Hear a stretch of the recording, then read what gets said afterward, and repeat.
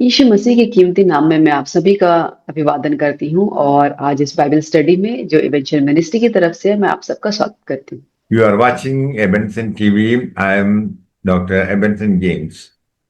For today's Bible study, let us turn to the Gospel according to St. Mark, chapter 10, verses 33 and 34. और आज की Bible study के लिए हम देखेंगे मरकुस रचित सुसमाचार उसका 10 अध्याय उसका 33 और 34 वचन। देखो हम यरूशलेम को जाते हैं और मनुष्य का पुत्र प्रधान याजकों और शास्त्रियों के हाथ पकड़वाया जाएगा और वे उसको घात के योग्य ठहराएंगे और अन्य जातियों के हाथ में सौंपेंगे। वे उसको ठट्ठों में उड़ाएंगे, उस पर थूकेंगे, उसे कोड़े मारेंगे और उसे घात करेंगे और 3 दिन के बाद वह जी उठेगा। The passage challenges the pursuit of status. और यहाँ पे वो दिखा चैलेंज करता है ये पैसेज कि वहां पे क्या स्टेटस है खुदा के बारे में। Believers are to follow Christ's example of focusing on serving others. और जो विश्वासी हैं उनको परमेश्वर का जो है उसे एक जो उन्होंने मार्ग को दिखाया उसकी तरफ पे देख के एक आइडियल बन के जो भी परेशानियां हैं उनको उन्हें देखना है कैसे करना है उन कामों को। We are not expected to seek personal recognition or authority. और हमें जो है अपनी पर्सनल रिकॉग्निशन को नहीं देखना है कि लोग हमारे बारे में क्या सोचते हैं या अथॉरिटी को नहीं देखना है कि हमारे पास क्या अथॉरिटी है। What we find in this passage is a profound contrast between worldly power and kingdom service. और यहाँ पे इस पैसेज में हम क्या देखते हैं कि एक कॉन्ट्रास्ट है कि संसार की ताकत में और स्वर्ग के राज्य की जो किंगडम है स्वर्ग के राज्य का जो उसके बारे में क्या चीजें। Here we find Jesus' third prediction of his suffering. और यहाँ पे हम तीसरी भविष्यवाणी को देखते हैं यीशु मसीह के बारे में जो उसने अपनी परेशानियों के बारे में कही। Jesus rebuked James and John for their selfish ambitions. और यीशु मसीह ने यहाँ पे जेम्स और जो यूहन्ना है उन दोनों को डांटा क्योंकि उनके अंदर स्वार्थी बातें थी। Jesus teaches that true greatness is found in sacrificial service and humility. और तब यीशु मसीह ने उनसे कहा कि जो सच्ची धार्मिकता है वो ये है कि हम नम्र रहें और एक दूसरे की सेवा करें। Here we also find the foundational statement that Jesus came to give his life as a ransom for many. और यहाँ पे हम ये भी देखते हैं कि यीशु मसीह जो है इस जगत में आए अपनी जान को हम जैसे पापियों के लिए उसने कीमत को चुकाने के लिए वो आया। Jesus reveals he is going to Jerusalem to be betrayed, condemned, and crucified. और यीशु मसीह ने बताया कि वो यरूशलेम को जाता है ताकि उसे उसे उसे धोखा मिले, उसे घात किया जाए और उसे पकड़वाया जाए। Yet Jesus highlights his victory by emphasizing his resurrection. और फिर भी यीशु मसीह ने अपनी जीत को यहाँ पे दिखाया अपने पुनरुत्थान के जरिए। Verses 35 to 40.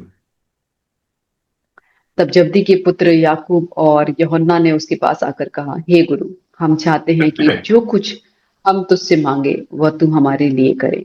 उसने उनसे कहा, तुम क्या चाहते हो कि मैं तुम्हारे लिए करूं? उन्होंने उससे कहा, हमें यह दे कि तेरी महिमा में हम में से एक तेरे दाहिने और दूसरा तेरे बाएं बैठे। यीशु ने उनसे कहा, तुम नहीं जानते कि क्या मांगते हो। जो कटोरा मैं पीने पर हूँ क्या तुम पी सकते हो और जो बपतिस्मा मैं लेने पर हूँ क्या तुम ले सकते हो? उन्होंने उनसे कहा, हमसे हो सकता है।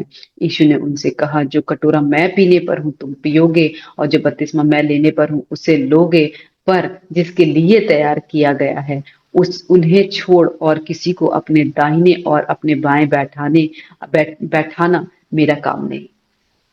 James and John asked for seats of honors.